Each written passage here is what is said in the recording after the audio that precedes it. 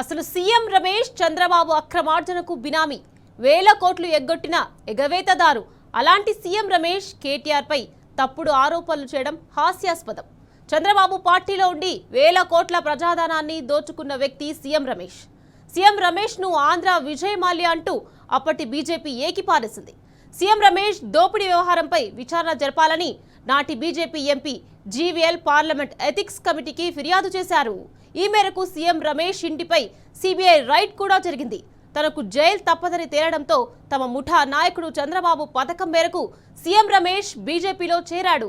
అవినీతి పరులంతా చేరే అడ్డా బీజేపీలో చేరి సీఎం రమేష్ ఇప్పుడు నీతులు వల్లిస్తూ బిల్డప్ ఇస్తున్నాడు. అయితే సీఎం రమేష్ ఎంత డాంబికాలు కొట్టినా ఆయన భాగోతం దేశమంతా తెలిసిందే.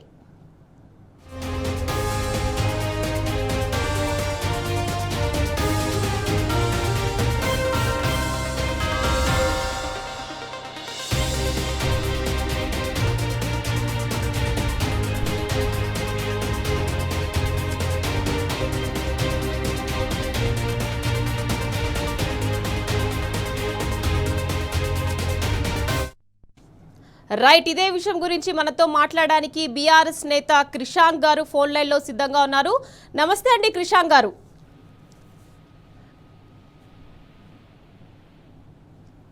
హలో క్రిషాంక్ గారు, చెప్పండి, తెలంగాణపై ఆంధ్ర పార్టీ కుట్రలను ఏ విధంగా చూడొచ్చు అంటారు? నిఖత్ గారు సూటి ప్రశ్న కేటీఆర్ గారు అడిగారు.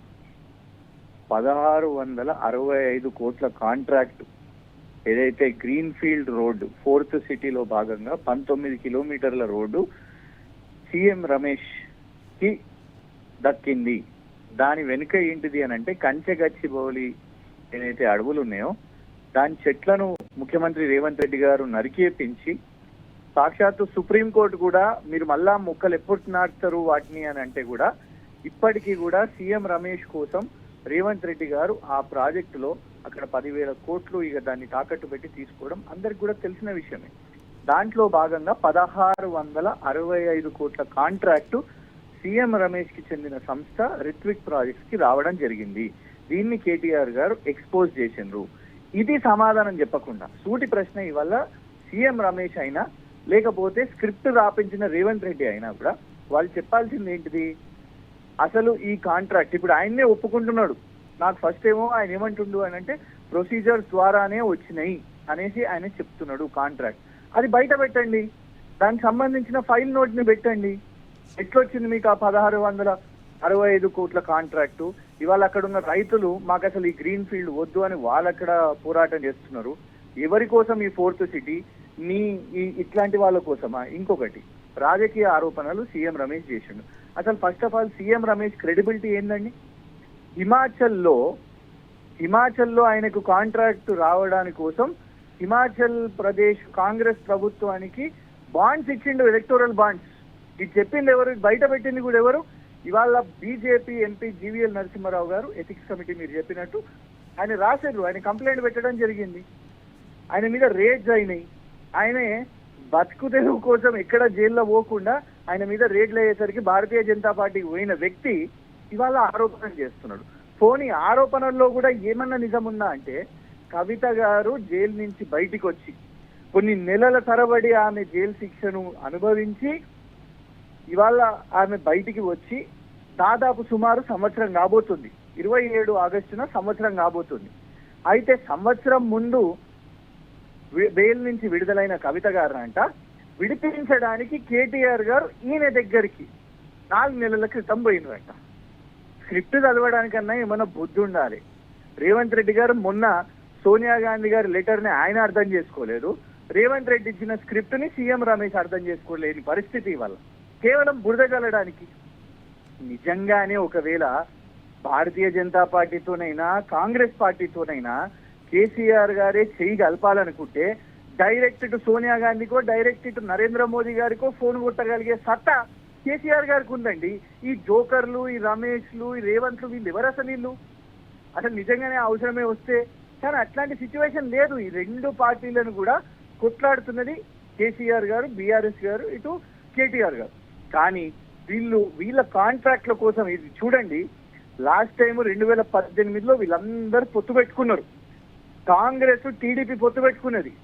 తర్వాత ఇవాళ చూస్తున్నాం మనం భారతీయ జనతా పార్టీ కాంట్రాక్టరు భారతీయ జనతా పార్టీలో ఇవాళ చేరి సీఎం రమేష్ మొన్న కలిసి ఇద్దరు ఒక పార్క్ ఓపెనింగ్ చేశారు, రేవంత్ రెడ్డి గారు అండ్ సీఎం రమేష్. సో ఈ సోపతితోని వాళ్ళ కాంట్రాక్ట్లు చేసుకుంటున్నారు. కాంట్రాక్ట్ల ప్రొసీజర్ల గురించి సీఎం రమేష్ కేటీఆర్ గారికి నేర్పించాల్సిన అవసరం లేదు. ఇవాళ కాంగ్రెస్ ప్రభుత్వం రేవంత్ రెడ్డి ప్రభుత్వం వచ్చిన తర్వాత అమెరికాకు పోయి సొంత తమ్మునితోని 1000 కోట్ల కాంట్రాక్ట్ చేసుకుంటుండండి. అది కాంట్రాక్ట్ ఉల్లంఘనం. సొంత బావమర్దికి షోదా కన్స్ట్రక్షన్స్ కి Dindi contract, Venkatesh Khani mining, Amrut tender contract కేంద్ర ప్రభుత్వానికి చెందిన అమృత్ వాటర్ కాంట్రాక్ట్ కూడా వీళ్ళకి ఇచ్చారు. సో ఇవాళ కాంట్రాక్టుల కోసం ఈ ప్రభుత్వం నడుస్తున్నది, దాంట్లో కమిషన్ల కోసం నడుస్తున్నది. ప్రొసీజర్స్ అని పూర్తిగా తుగలు దొక్కేసారు. ప్రొసీజర్స్ అనేటివి లేనే లేవు. ఇవాళ స్ట్రైట్ క్వశ్చన్, ఈ చిల్లర రాజకీయాలు ఇవన్నీ సీఎం రమేష్ అయినా లేకుంటే ఆయన బాస్ అయిన రేవంత్ రెడ్డి అయినా మానుకోవాల్సిన అవసరం ఉన్నది. క్వశ్చన్ నంబర్ 1, రేవంత్ రెడ్డి సమాధానం చెప్పాలి. ఎందుకు ఇంకా కంచెగచ్చిబౌలిలో ఇవాళటి వరకు కూడా నువ్వు మొక్కలు ఎందుకు నాటలేదు? ఇది కేటీఆర్ గారి ప్రశ్ననే కాదు, ఇది సుప్రీంకోర్టు ప్రశ్న కూడా. దానికి సమాధానం చెప్పమనండి. నంబర్ 2, నీకు 1665 కోట్ల కాంట్రాక్టు కేవలం ఈ బ్రోకరేజ్ చేసినందుకు. ఎందుకంటే ఒకటి చెప్తున్నాను, అసలు గచ్చిబౌలి అడవులది ఎందుకు సీఎం రమేష్ దీని మీద ఉంది దీని పాత్ర అంటే, ఫస్ట్ అసలు ఆ భూమి మీద కన్నేసింది ఎవరు? చంద్రబాబు నాయుడు గారు కాదా? ఆ భూమిని ఐఎంజీ భారతకి ఇస్తే ఆ తర్వాత ప్రభుత్వాలు కొట్లాడినాయి. కేసీఆర్ గారు దశాబ్దం లీగల్ కౌన్సిల్ ని పెట్టి సుప్రీంకోర్టుతో కొట్లాడించి ఆ తర్వాత ప్రభుత్వం దిగిపోగానే ఇమీడియట్ గా మనకు ఆర్డర్ వచ్చింది. ఇవాళ మళ్ళా ఇమీడియట్ గా రేవంత్ రెడ్డి గారు ఎవరి బాస్ అండి? చంద్రబాబు నాయుడు గారు వారి బాసే కదా. చంద్రబాబు నాయుడు గారు అప్పుడు కన్నేసిర్రు, ఇప్పుడు మళ్ళా పో బిడ్డ పో రేవంత్ పోయి మళ్ళా దాని మీద కన్నేసుకో, ఆ భూమి ఏదో వచ్చేసింది, ఇమీడియట్ గా దాన్ని తాకట్టు పెట్టు అమ్ముకో అని ఇటు సీఎం రమేష్ రేవంత్ రెడ్డి కలిసి 10,000 కోట్లకు 400 ఎకరాల యూనివర్సిటీ ఆఫ్ హైదరాబాద్ తాకట్టు పెడితే దాని మీద కేటీఆర్ గారు ప్రశ్నించి బయటికి పెట్టి ఆ 10,000 కోట్ల డాక్యుమెంట్ ఏదైతే తాకట్టు పెట్టినో దాన్ని బయట పెట్టిన తర్వాత ఇవాళ దాని మీద సమాధానం చెప్పలేక, ఏమి సమాధానం లేనప్పుడే బీజేపీతో కలిసిపోతుర్రు, కాంగ్రెస్ తో కలిసిపోతుర్రు. సూటిగా సమాధానం చెప్పండి. స్ట్రైట్ క్వశ్చన్, కాంట్రాక్టుల కోసం రేవంత్ రెడ్డి గారు తెలంగాణను తాకట్టు పెడుతున్నారు. తెలంగాణలో కాంట్రాక్టులు ఆయన సోపతులకు వీళ్ళకి అప్పచెప్తున్నారు. ఇవాళ ఇది మేము కాదు, కాంగ్రెస్ ఎమ్మెల్యే అనిరుద్ రెడ్డి గారే కదా ఆరోపణ చేసింది. ఆంధ్ర కాంట్రాక్టర్లు వస్తున్నారు, రేవంత్ రెడ్డి టీడీపీ కాంట్రాక్టర్లు వస్తున్నారు, వాళ్ళకే ఇస్తున్నారు అని. ఇవాళ అదే జరుగుతున్నది. అందుకే సీఎం రమేష్ కి ఈ 4th సిటీని కూడా అప్పచెప్తున్నారు. క్రిషాంక్ గారు చెప్పండి, ఇప్పుడు కాంగ్రెస్ పార్టీ ఏమేమైతే హామీలు ఇచ్చిందో ఆ హామీలన్నీ అమలు చేయకుండా కేటీఆర్ పై తప్పుడు ఆరోపణలు చేసి తెలంగాణ ప్రజని దృష్టిని మళ్లించడానికి ప్రయత్నిస్తున్నారు అనుకోవచ్చు అంటారా? 100% అసలు హామీల గురించి 420 హామీలు, డిక్లరేషన్లు, SC declaration, BC declaration, youth declaration, రైతు డిక్లరేషన్, దీని గురించి ఎవరైనా మాట్లాడుతున్నారా? అసలు చర్చ ఉన్నదా ఎక్కడన్నా? పోనీ 6 గ్యారెంటీల గురించి చర్చ ఉన్నదా? అది కాకుండా సైలెంట్ గా కాంట్రాక్ట్లు చేసుకుంటూ ఈ కాంట్రాక్ట్లను ఎవరన్నా మాట్లాడితే దీన్ని ఎట్లా డైవర్ట్ చేద్దాం? Diversion tactics. ఇవాళ డైవర్షన్ టాక్టిక్స్ లో భాగంగా అవసరమైతే ఒకసారి కాళేశ్వరం అంటారు, ఒకసారి కమిషన్ అంటారు, లేకపోతే ఏసీబీ అంటారు, నోటీసులు అంటారు, లేకపోతే ఫార్ములా ఈ అంటారు, లేకుంటే ఆ పనికిరాని అది ఒక ఫోన్ ట్యాపింగ్ అనేది అది లేనే లేదు, ఖతం అయిపోయింది, ఫోన్ ట్యాపింగ్ అని అంటారు. ఇట్లా ఒక Amazon web series season 6 season 1లో కాళేశ్వరం వస్తుందండి, సీజన్ 2లో ఏసీబీ నోటీస్ ఫార్ములా ఈ వస్తుందండి, సీజన్ 3లో ఫోన్ ట్యాపింగ్ వస్తుందండి. ఫస్ట్ కొందరు పోలీసు వాళ్ళని అంటారు. ఇది సరిపోలేదు అని అంటే మళ్ళా సీజన్ 4 వచ్చేసరికి ఇంకొందరు ఇట్లా రాధాకిషన్ రావు గారిని అని ఇంకొక పోలీస్ ఆఫీసర్ని తీసుకున్నాము అని అంటారు. సీజన్ 5 వచ్చేసరికి ఇగో ప్రభాకర్ రావు గారు వచ్చారు, ప్రభాకర్ రావు గారు రాగానే ఇవన్నీ బయటకు వచ్చేసినాయి అనేసి అంటారు. ఇది సరిపోక మళ్ళా సీజన్ 6 వచ్చేసి ఇటు ఫోన్ ట్యాపింగ్, ఇటు అరవింద్ కుమార్ ఫార్ములా ఇవి అన్ని ఇట్లా ఫెయిల్ అవుతున్న క్రమంలో ఈ అన్ని వెబ్ సిరీస్లు ఖతమైపోయినాయి. అందుకు ఇప్పుడు కొత్తగా ఇదేంది మళ్ళా ఒకసారి ఇదే పాత చర్చ. సీఎం రమేష్ అనే తోడు చెప్పగానే నమ్మేస్తారంట. సీఎం రమేష్ క్రెడిబిలిటీ కూడా ఉండాలి కదా. ఆయన్నే ఉరికిపోయి బీజేపీలో చేరినోడు, టీడీపీలోకి వెళ్ళి ఉరికిపోయి అందులో చేరినోడు. ఆయన ఎప్పుడు అంట ఆయన దగ్గరకు పోయి బతిమలాన్న పరిస్థితి అంట. ఎవరు నమ్ముతారండి ఇవన్నిటిని కూడా డైవర్షన్. స్ట్రైట్ గా కాంగ్రెస్ పాలన ఫెయిల్ అయింది. వాటి గురించి కాంగ్రెస్ ప్రభుత్వం మాట్లాడలేదు కాబట్టి, చర్చ చేయలేదు కాబట్టి వాళ్ళ కాంట్రాక్ట్లను ఎప్పుడెప్పుడు కేటీఆర్ గారు ఎత్తి చూపుతున్నారా అందుకే కేటీఆర్ గారు పర్సనల్ గా టార్గెట్ అవుతున్నారు కదా.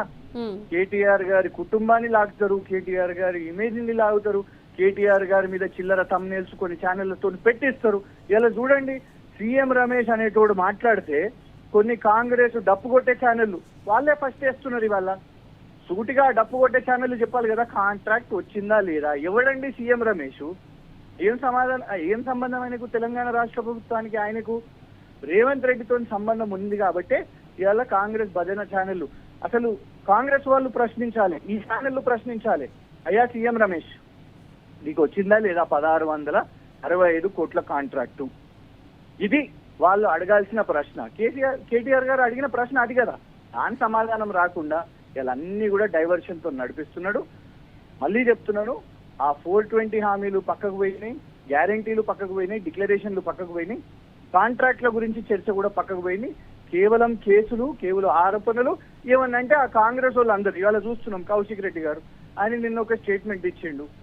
ఇవాళ రేవంత్ రెడ్డి గారి మీదనే డౌట్ వస్తుంది అందరికీ. వాళ్ళ ఇన్ఛార్జ్ల మీదనంట, కొందరు నటుల మీదనంట, కొందరు నటీమణుల మీదనంట, ఏదో అపార్ట్మెంట్స్ లో ఎవరు ఉంటారు వాళ్ళ ఫోన్ ట్యాపింగ్ జరిగిందంట అని ఈ ఆరోపణలు బయటకు వచ్చినాయి. కాంగ్రెస్ వాళ్ళు కూడా భయపడుతున్న పరిస్థితి. ఇది కాగానే కాంగ్రెస్ వాళ్ళందరూ కౌశిక్ రెడ్డి గారి మీద దాడి చేస్తాం, ఆయనను బట్టలు ఇప్పి చూడడానికి మాకు చాలా ఇష్టం.